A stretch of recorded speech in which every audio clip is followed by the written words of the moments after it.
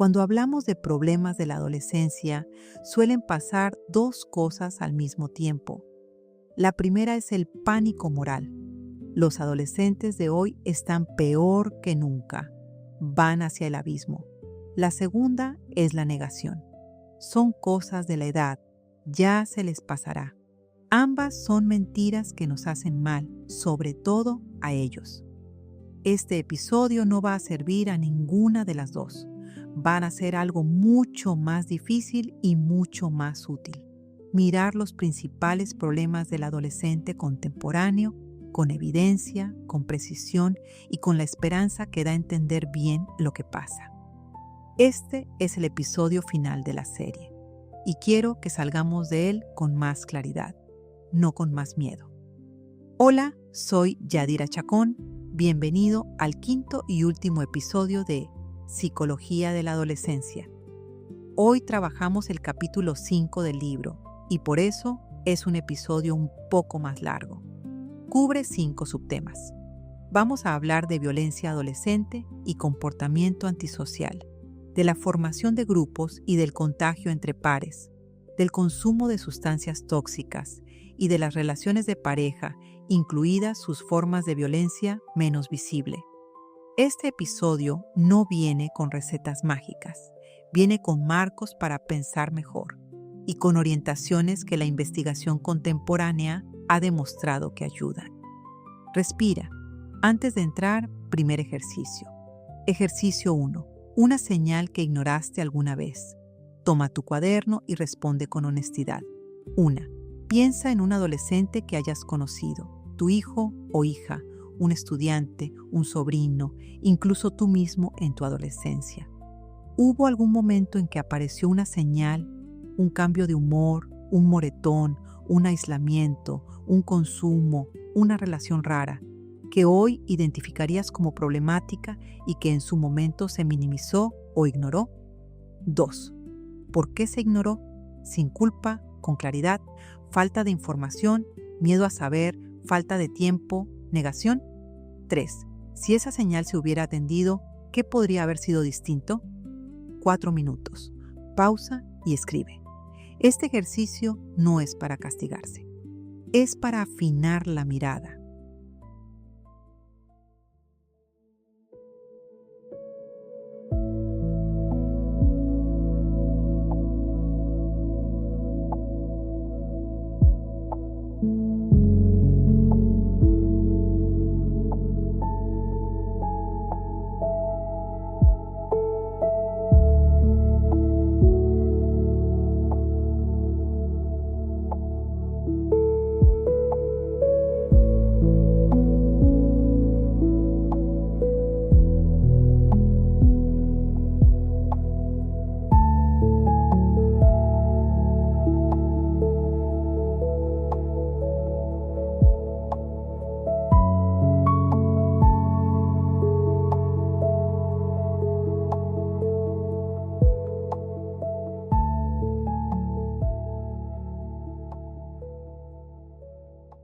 Empecemos por el problema que más asusta y que peor entendemos: la violencia y el comportamiento antisocial adolescente. Primero, una distinción. Violencia es una conducta específica, dañar a otro. Comportamiento antisocial es un término más amplio. Incluye desde faltar a clase o pelearse en el patio hasta robos, agresiones, vandalismo o conductas que violan derechos de otros.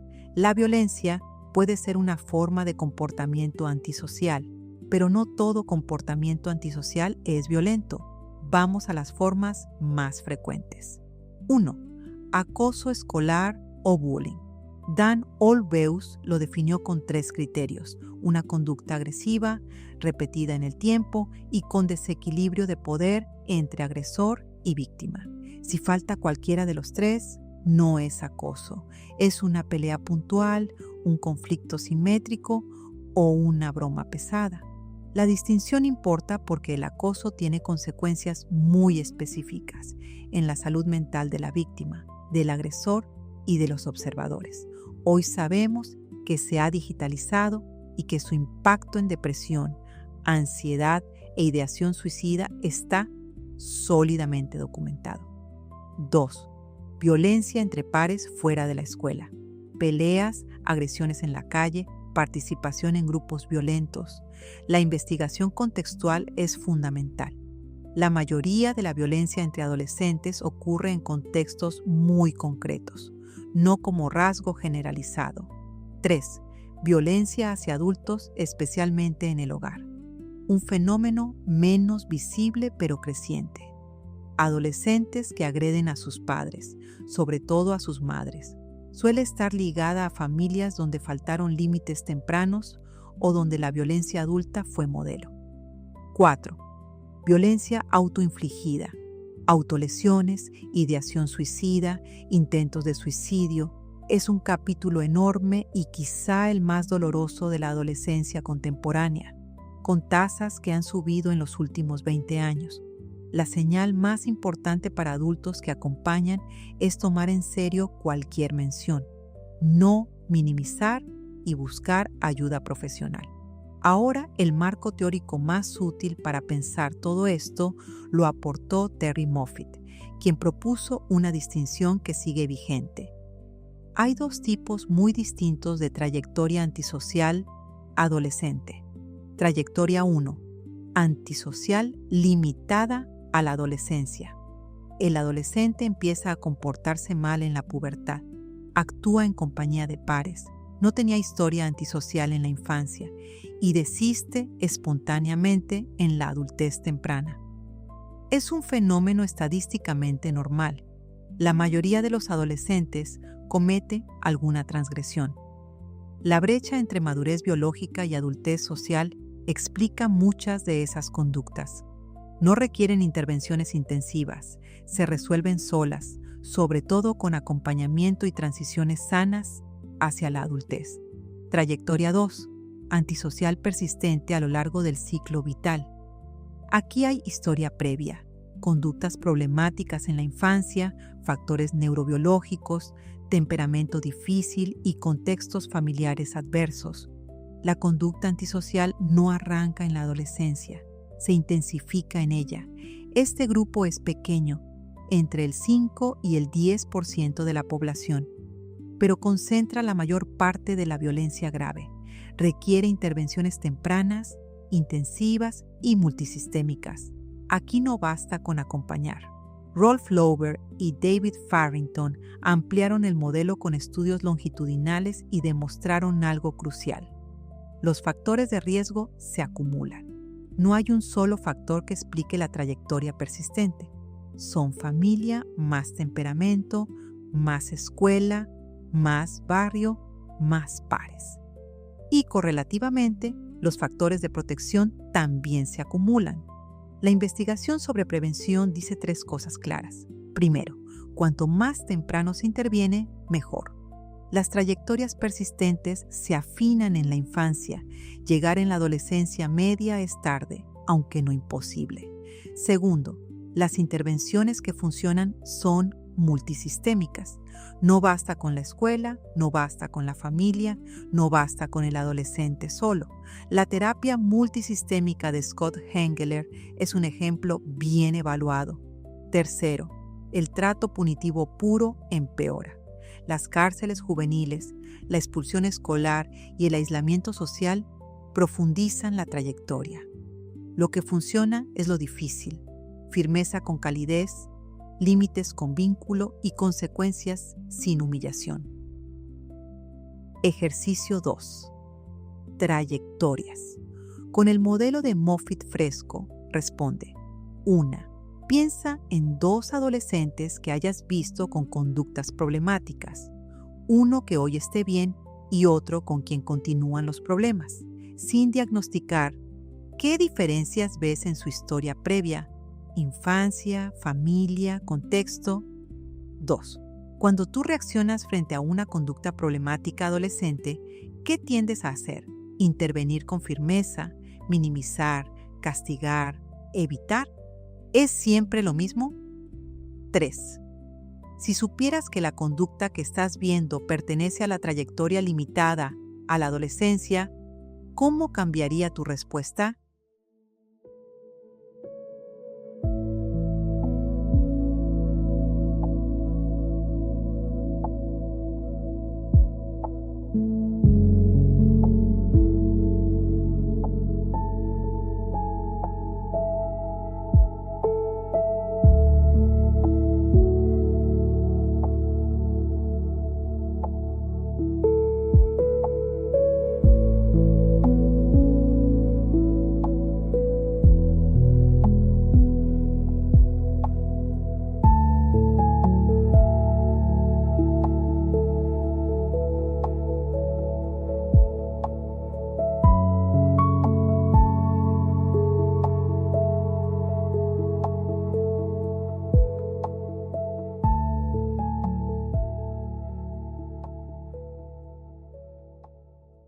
bienvenido. Vamos al segundo bloque.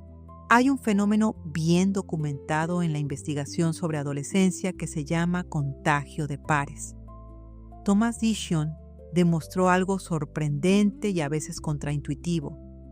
Cuando juntamos adolescentes con conductas problemáticas en un mismo grupo, aunque sea para tratarlos o reencauzarlos, muchas veces empeoramos su conducta, no la mejoramos.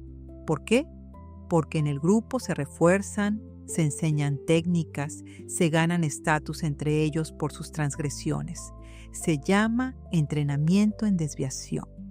El grupo homogéneo de adolescentes con problemas es una escuela de problemas. Este hallazgo tiene una implicación política enorme. Las escuelas que agrupan a los chicos problema en clases separadas, los programas juveniles que juntan a adolescentes con conductas riesgosas para salvarlos, las medidas judiciales que los internan colectivamente. Muchas de estas intervenciones bien intencionadas producen el efecto contrario al deseado. La investigación dice que los grupos que protegen son grupos mixtos, donde adolescentes con distintas trayectorias conviven y donde los prosociales aportan modelos alternativos. Los grupos que aumentan el riesgo son grupos homogéneos de adolescentes vulnerables, sin adultos significativos alrededor. Hay otro fenómeno del grupo adolescente que quiero que conozcas: el desplazamiento del riesgo. En un grupo, cada adolescente aporta una pequeña disposición al riesgo y el grupo entero puede terminar haciendo cosas que ninguno habría hecho solo. La corteza prefrontal, la del control ejecutivo, pierde influencia frente al sistema de recompensa cuando el adolescente está con pares. Steinberg lo documentó experimentalmente. Los adolescentes toman más riesgos manejando cuando hay amigos en el coche que cuando manejan solos. Los adultos no. Esto tiene implicaciones prácticas para quien acompaña. No basta con conocer a tu adolescente. Hay que conocer al grupo, sobre todo en los momentos de riesgo. Y hay que construir espacios donde el grupo sea heterogéneo, con adultos significativos presentes. Un dato esperanzador. La investigación sobre programas de mentoría muestra que un mentor adulto, no familiar, sostenido en el tiempo, disminuye significativamente el riesgo antisocial, el consumo y la deserción escolar. Un mentor, sostenido, presente. Ahora el consumo de sustancias. Lori Chassin y sus colegas han hecho estudios longitudinales muy largos sobre este tema y hay hallazgos que desmontan varias ideas comúnmente aceptadas. 1. Casi todos los adolescentes prueban. En muchos países, entre el 60 y el 80% prueba alcohol antes de los 18 años. Un porcentaje menor prueba tabaco, cannabis y otras sustancias. Probar no es sinónimo de adicción. La mayoría no desarrolla un trastorno por consumo y se autorregula con el tiempo. 2. Importa cuándo y cómo se prueba. El inicio temprano, antes de los 14 años, es un factor de riesgo. El consumo intenso episódico, los llamados atracones, también. El uso solitario, como forma de regular emociones, es una señal más grave que el uso social ocasional. 3. La familia importa más de lo que suele creerse. Padres que consumen funcionan como modelos. Padres que hablan del tema con información y sin pánico moral protegen. Padres que se ausentan sin decir nada dejan al adolescente frente al mercado sin brújula. El estilo democrático de Baumrind también protege aquí. 4. El barrio importa. Cuando el consumo está socialmente normalizado, alcohol en cada esquina, tolerancia adulta al consumo temprano, presencia visible de sustancias, la exposición aumenta. 5. Las intervenciones que funcionan combinan información, habilidades y contexto. Los mensajes de miedo puro tienen efectos modestos y a veces contraproducentes. Los programas de habilidades socioemocionales muestran evidencia sólida. Un matiz longitudinal importante. Robert Zucker identificó varias trayectorias de consumo.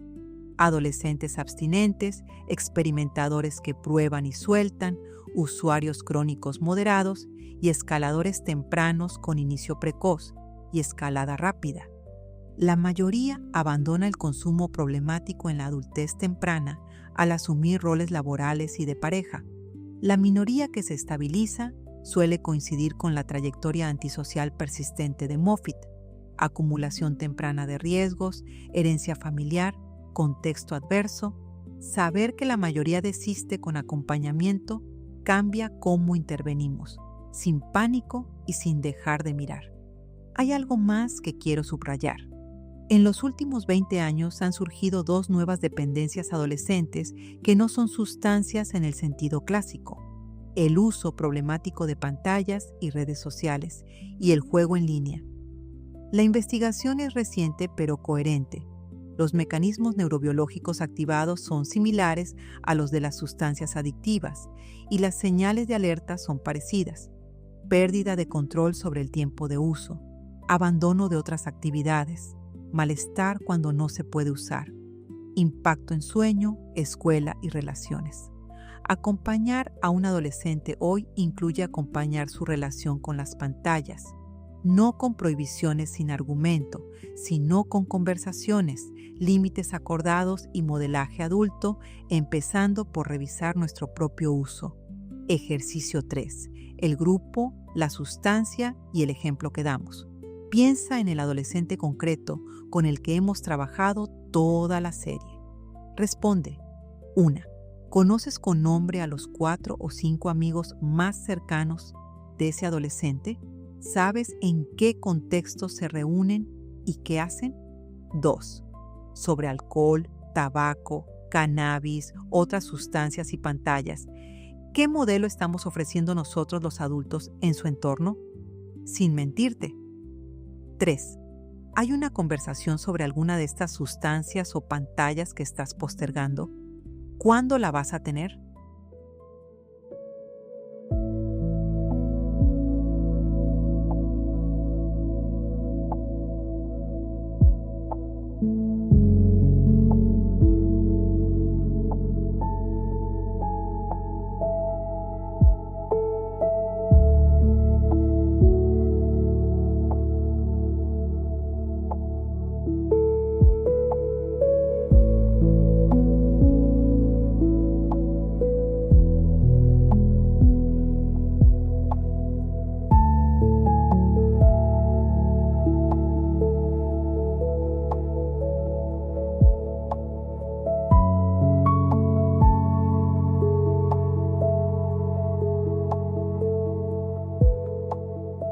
Bienvenido. Vamos al último bloque temático del episodio y de la serie. Quiero cerrar el recorrido temático con algo que muchas veces se deja fuera del capítulo de problemas adolescentes y que, en mi experiencia, es uno de los territorios más importantes: las relaciones de pareja adolescentes. Las relaciones románticas en la adolescencia son parte del desarrollo normal. Wendell Furman y Elizabeth Benner describieron cómo estas relaciones evolucionan por fases. Primero son grupales, más de estatus que de intimidad. Después aparecen la exclusividad y la intimidad emocional. Y más tarde, en la adolescencia tardía, la relación de pareja empieza a parecerse a una relación adulta. Son un espacio de aprendizaje enorme: cariño, negociación, cuidado, ruptura, reparación. Y sobre todo, son el espacio donde el adolescente aprende, con quien sea que le toque, cómo se ama y cómo se deja amar. Un aporte importante desde la investigación: Collins y Van Dulmen precisaron 4 funciones evolutivas específicas de las relaciones románticas adolescentes. Son espacio de intimidad más allá de la amistad, laboratorio para integrar la sexualidad en la vida afectiva, escenario donde se ensaya la construcción de un proyecto compartido, y taller donde se elabora, con base en el apego temprano, la capacidad de vincularse íntimamente en la adultez. Demostraron además que la calidad de los vínculos románticos adolescentes predice con continuidad sustancial la calidad de los vínculos íntimos en la adultez emergente. Lo que aprenden hoy, bien o mal, se lleva a mañana. Y una precisión sobre diversidad afectivo-sexual. Rich Sabin Williams y Lisa Diamond abandonaron el viejo modelo lineal de etapas de salida del closet y describieron trayectorias diferenciales en la construcción de la identidad sexual, el reconocimiento del deseo, la identificación con una etiqueta, la conducta y la revelación pública no siguen un orden fijo ni un ritmo único. Documentaron además una fluidez sexual significativa, especialmente en mujeres jóvenes, y advirtieron sobre el daño de forzar categorizaciones tempranas. Adolescente que explora no equivale a adolescente confundido. Acompañar bien significa dejar espacio a esa exploración, sin apresurar etiquetas ni negar experiencias. Ahí está el problema. Deborah Wolf ha estudiado durante décadas la violencia en el noviazgo adolescente. Los datos son más duros de lo que solemos suponer. Entre un 20 y un 30% de los adolescentes que han tenido pareja informan haber sufrido alguna forma de violencia verbal, emocional, física, sexual o digital en esa relación. En muchos casos, tanto víctimas como agresores son muy jóvenes y el fenómeno pasa desapercibido para los adultos alrededor. Las señales más frecuentes son control excesivo sobre el tiempo, la ropa o las amistades, celos disfrazados de amor, revisión del teléfono y exigencia de ubicación en tiempo real, humillación pública o privada, presión sexual, incluida la extorsión sexual digital, aislamiento respecto de familia y amigos, golpes, empujones y agresiones físicas ocasionales. Una advertencia importante: la violencia adolescente en el noviazgo es a menudo bidireccional. Ambos ejercen violencia, pero la asimetría de daño suele pesar en las mujeres, y las formas graves, sobre todo sexuales, son claramente asimétricas. Quiero contarte, para cerrar, la historia de Ana Sofía, de 17 años. Ana Sofía tenía un novio, David, de 18. Sus padres estaban contentos. David era bien portado, venía de buena familia, tenía buenas notas. Ana Sofía había cambiado un poco desde el noviazgo. Salía menos con sus amigas, estaba en el celular todo el rato. David le escribía a cada rato. Un día su hermana mayor le vio un moretón en el brazo y ella dijo que se había golpeado en la puerta. Cuando Ana Sofía vino a hablar conmigo meses después, ya en la universidad, me contó lo que había estado pasando en ese noviazgo. Mensajes constantes, escenas de celos por cualquier chico que le respondiera un comentario, 3 empujones en un año, un episodio de agresión sexual dentro de la relación que entonces no supo nombrar así, y un aislamiento progresivo del que salió cuando una amiga insistió en verla y le puso nombre a lo que estaba viviendo. Nadie, ni sus padres, ni sus profesores, ni yo misma cuando la conocí en aquellos meses, había visto la señal. Estaba delante, no supimos leerla. Esto no lo cuento para asustar, lo cuento porque acompañar a adolescentes en el terreno afectivo y sexual es una de las tareas más importantes y más postergadas de los adultos que los rodean. La investigación dice que se puede hacer bien. Hablar temprano y con claridad sobre relaciones sanas, sin pánico y sin prohibición. Modelar en casa relaciones donde el conflicto se resuelve sin violencia y donde el consentimiento es respetado. Enseñar a nombrar el control, los celos y el aislamiento como señales, no como pruebas de amor. Sostener puentes con la familia y con las amigas propias, sobre todo cuando la relación empieza a ocupar todo el espacio. Cuando aparezcan señales, no confrontar al agresor. Acompañar a la víctima sin juicio y con paciencia, para que pueda salir a su ritmo. Activar redes profesionales cuando haga falta. Llegamos al cierre de este episodio y de la serie completa. Durante 5 episodios recorrimos el mundo de la adolescencia contemporánea. En el primero, desenredamos las palabras. En el segundo, entramos al cerebro que aprende. En el tercero, miramos la construcción de la personalidad. En el cuarto, salimos a los mundos donde vive. Y hoy, en el quinto, mirando lo más difícil, terminamos como empezamos, recordando que ninguna estadística, ningún diagnóstico, ninguna trayectoria de riesgo agotan a un adolescente. Todos son, primero y sobre todo, biografías en construcción. Educar para el ser en el terreno de los problemas significa 4 cosas. Primero, mirar sin miedo. El pánico moral es una mala brújula. La información con evidencia, en cambio, permite acompañar con serenidad. Los problemas de la adolescencia son reales. También lo son los recursos para prevenirlos, atenderlos y superarlos. Segundo, actuar temprano y en red. Cuanto antes veamos las señales, mejor. Y ninguno de estos problemas se resuelve solo. Familia, escuela, comunidad y profesionales necesitamos hablar entre nosotros, sobre todo cuando aparece el síntoma. Tercero, no perder la esperanza. La investigación longitudinal, la más rigurosa, nos enseña que la mayoría de los adolescentes con trayectorias problemáticas cambian cuando encuentran en su camino un adulto que crea en ellos, un ambiente que los sostenga y una oportunidad que los active, los llamados puntos de inflexión. Nunca es tarde, y muchas veces uno solo de esos puntos alcanza para reorientar una vida. Cuarto, ni minimizar ni patologizar. Ante los problemas adolescentes suelen tentarnos 2 errores opuestos.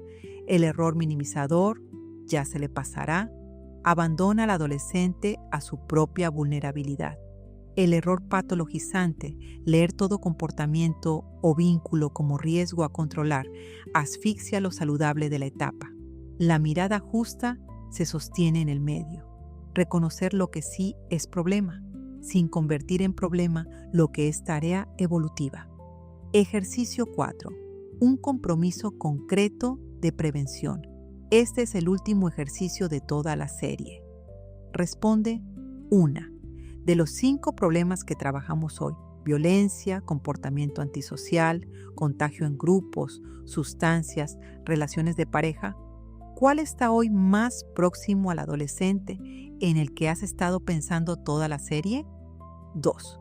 ¿Hay una conversación, una intervención o una acción concreta que hoy sepas que necesitas tener o hacer y no estás teniendo o haciendo? Escríbela sin adornos. 3. Elige una sola acción, no 5. Una. Ponle fecha en las próximas 2 semanas y anótala en tu agenda ahora mismo. 5 minutos. Este es el compromiso con que cerramos la serie.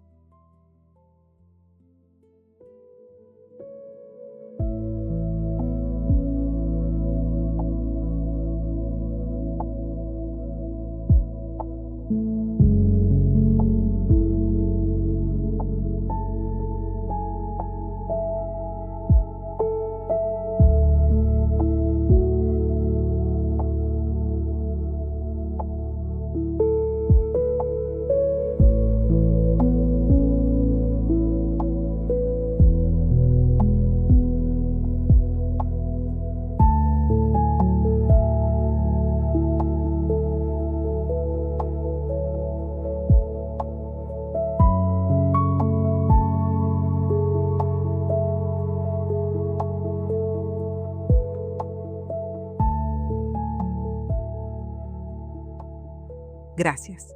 Ya casi terminamos. Gracias por acompañarme en estos 5 episodios. Si escuchaste la serie completa, te digo lo que le digo a quien termina el curso presencial. No hay muchas conversaciones a las que uno vuelve una y otra vez en la vida. Y la conversación con adolescentes concretos, uno a uno, es una de ellas. Espero haberte dado, en estas horas de podcast, algunos marcos, algunas historias y algunos ejercicios que puedas seguir usando durante los próximos meses y años. Guarda el cuaderno donde has ido escribiendo tus respuestas de cada episodio. Regresa algunos a personas que te importen Repasa los ejercicios cuando te toque acompañar a un nuevo adolescente. Y si en algún momento vuelves a tener dudas, ahí están el libro y las sesiones didácticas para profundizar. Recuerda siempre lo que dijimos en el primer episodio y sostuvimos hasta el último. Cada vez que estás con un adolescente, estás frente a un ser humano en construcción y tu presencia, tu palabra, tu mirada forman parte de esa construcción. No hay tarea más importante. Me llamo Yadira Chacón. Esto ha sido Psicología de la Adolescencia. Gracias por caminar conmigo. Hasta pronto.